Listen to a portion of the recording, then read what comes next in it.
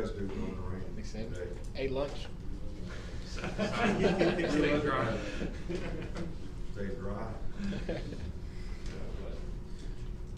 Well, I was really kind of encouraged by the progress that we made. I think there was a lot of improvement between Scrimmage 1 and Scrimmage 2. A lot more guys were able to execute. I think there's a lot that we have to work on. I think the key to the drill is, you know, can you ask yourself the question, can I do my job on a consistent basis? All right, that means three things. Can I play with the kind of effort, the kind of toughness, and be responsible to know what to do, how to do it, why it's important to do it that way, and do it over and over and over, regardless of the circumstance in the game, regardless of the situation in the game. I think we had more guys that could do that today, but I also think we need to have more guys that can do that with confidence, that are young players that have a chance to contribute to this team, that have to develop that confidence between, you know, now and then. So there's a difference between having success and being successful. You probably heard me talk about that before. You know, you can have success on one play. You know, to be successful, you have to have success on play after play after play over a long period of time, and that is what makes you a consistent performer and a successful player. So that's what we need to be focused on. That's what we really need to try to do. And every player has to look at, all right, can I do that? Can I do my job? And then when they look at the film, they have to self-assess, so they know what they have to work on. And then when we go to practice next week, everybody can go practice with a purpose in terms of what they need to improve on. So we put ourselves in the best position to be able to play our best that we can in the first game, you know, against a very good team. That's the key to the drill. So, you know, one of the things that was a little discouraging today, we moved the ball early in the scrimmage a couple times offensively, stalled in the red area, turned the ball over in the red area. So those are not the kind of things, we got to be able to finish drives, all right, score points. And I think that's something that we had a rain delay today, but I was really kind of, you know, it was 22 minutes. We stayed out there in the rain, then we got some lightning, so we had to go in, and it was 22 minutes, but I was saying, that's just like halftime, so let's see how we go out and play in the second half. And I actually thought the energy was a little bit better when we went out there than, you know, when we left. So, you know, a lot of good things that are encouraging today. You know, from an injury standpoint, you know, Bo has been ill for 2 days, pretty sick. Not even, I mean, I'm talking about ill enough to be in bed, you know. We don't think this is a serious illness or anything like that, but it is something that we didn't think it would be good for him not to be in a position where he could be resting. Josh Jacobs, we talked about that before, did not scrimmage because of his injury. I do not know, he's still day to day as to when he'll be able to come back and when he'll be able to start working. You know, again, Donnie Lee, who has been a very productive, good team player for us as a receiver, got a knee injury today. We'll have to confirm the seriousness of that with an MRI, but that's about it from an injury standpoint. So over here on the left with Cecil. Coach, you talked during the week about wanting to make it more game-like, advance that from the first scrimmage to the second. How was the communication offensively? How did that work today? Well, also, it was good. You know, I had a headset on, and you know, we're very decisive about what we're doing. I think we play better tempo-wise offensively when we go fast, which may be a good thing for us, and we did both today. But the organization, the communication was good. We didn't have issues, didn't have problems, we didn't have delay of game, substitution penalties. We didn't have any of those issues. And did you keep the sideline the same? Is Coach Dable up or down? Yeah, Coach Dable was on the sidelines. We had press box organization today. The coaches that are going to be in the press box are in the press box. The ones that could be on the phone and talk, the ones that couldn't talk, the ones that were doing administrative work, same people will be on the sidelines. Worked special teams, you know, substitutions just like a game. So it was much more game-like for probably the first, I'm going to say, 60 plays of the scrimmage, you know, back and forth. which is, you know, pretty close to 30 plays with each team. And then we did some situational stuff, good against good. Far side of Chandler. I was wondering what you saw from the special teams today. Was there an improvement from the first scrimmage? Yeah, we were much better. I mean, Jake Day made a 51-yard field goal.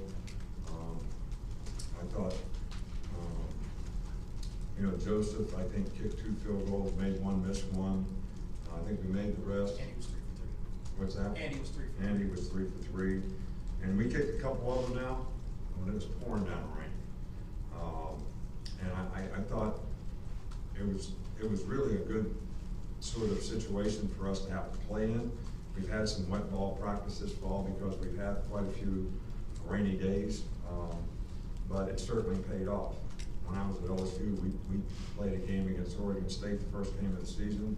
I mean, it rained as hard as you've ever seen it rain for the whole game. And I think we won the game by 1 point.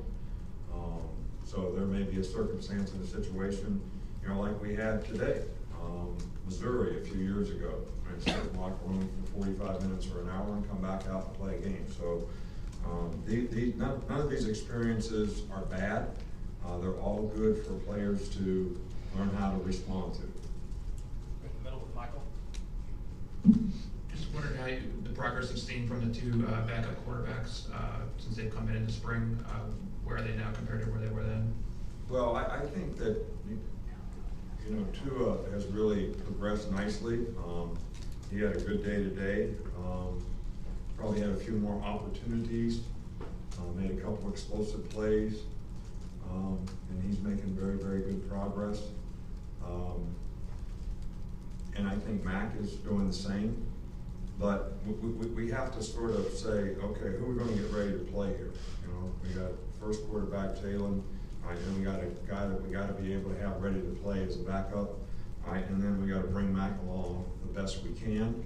And he's made good progress, and he got some opportunities today, and didn't do a bad job. Stay over here with Kirk. Nair.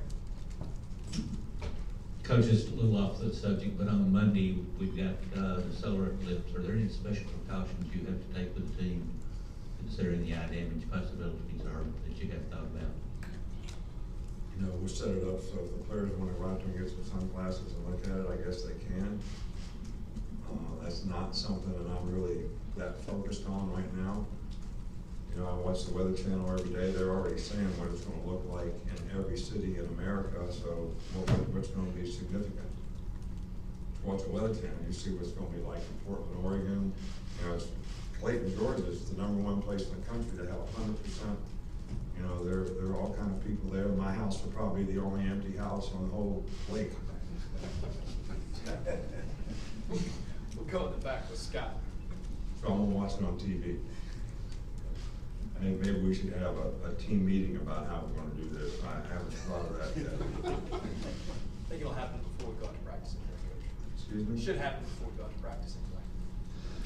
In the back with Scott. Hey, Nick, I know every practice is important, every scrimmage is important, but on second ones, can you allow that it's, just the importance of it when you've got one under your belt, you got another one left, you're still in the grind of the middle of the fall practice? Well, look, I think every day as a coach, you want to see the players execute well. You know, that's the #1 thing you're looking for. You know, I talk about effort, I talk about toughness, but ability to execute on a consistent basis. I mean, that's really what makes you a good team. Everybody doing their job, that gives the unit the best chance to be successful. So I want to see that all the time. But I think as a coach, what you look at is where are we in all that? And wherever we are, that's where we have to progress from. And I think that we made progress for this scrimmage. I'm pleased with the progress that we made. Are we where I'd love for us to be?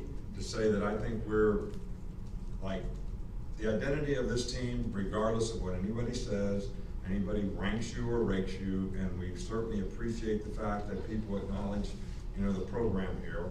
But this team's identity is based on what they do moving forward, right, in the games that they have in the future. And that's what every player should be looking at relative to what they need to do to improve, and that's what every unit and our team should be looking at, and I hope that's what we're focused on. Up front here with Mark.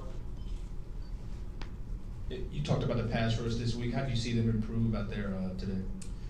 Well, we have work to do on pass rush, not only how we rush, we got guys that can rush, all right, but how you affect the quarterback. All right, and it's not just sacking the guy. I've talked about this before many, many times. You know, you gotta affect the guy in the pocket. The rush has gotta be able to control the quarterback. And we need to continue to work on that. And I like some of the things that I see in the pass rushers. But look, you gotta make decisions in pass rush just like you gotta make decisions when you're covering a guy. Just like you gotta make decisions when you're batting in baseball. Is it a ball or a strike? You know, do I use this move based on the way the guy sits? How do I push the pocket? Do I go outside, inside? How do I stay in my lane? So there's a lot to it. I don't want to get pushed by the quarterback, so I try to beat the guy with speed. I'm getting pushed by the quarterback, now we're playing with 10. All right, so all these things we need to work on and improve so we can be effective pass rushers, not just pass rushers. There's a difference. Last two, Chris, and then Alex. With 2 weeks till the season starts, how do you go into this week between the scrimmage and not having one next week? And is there anything different, and when do you really start turning the page to Florida State? No, I mean, we kind of have a plan about when we're going to start, you know, working on Florida State. I think philosophically, you know that I've always been one that thinks you practice too long against somebody, everybody gets stale by the time you play the game. And, you know, I think we have work to do on Monday, Tuesday, and Wednesday. We'll sort of make an assessment of where we are and then decide where we go from there, whether we're ready to start preparation for the game and have a couple extra practices for it, or exactly when we'll do that. Last one with Alex. Nick, you've talked a couple times about part of Jalen's progress this offseason is his decision-making, whether or not to take off and make certain reads. How do you feel he's taken that step as a decision-maker in those moments when maybe he gets flushed or in the pocket or something of that nature? You talking about Jalen? Yeah. I think Jalen has developed more confidence as a passer. I think his ability to scramble is still a tremendous asset for him. I think he's learned how to use that a little bit better and be an effective passer. So I think systematically we're better in that regard. I think that, you know, I think when people look at passing efficiency, it's about 11 people, not about one, not just about the quarterback. You know, we got to protect, we got to run routes the right way. You know, there's a lot of chemistry between the route runners and the quarterback, the timing, decision-making, accuracy, a lot of things that involve a lot of people. And Jalen has certainly improved in that regard, and I think our entire team, though, needs to improve relative to that as well. Okay. Thank you, Coach. Okay, thank you, guys.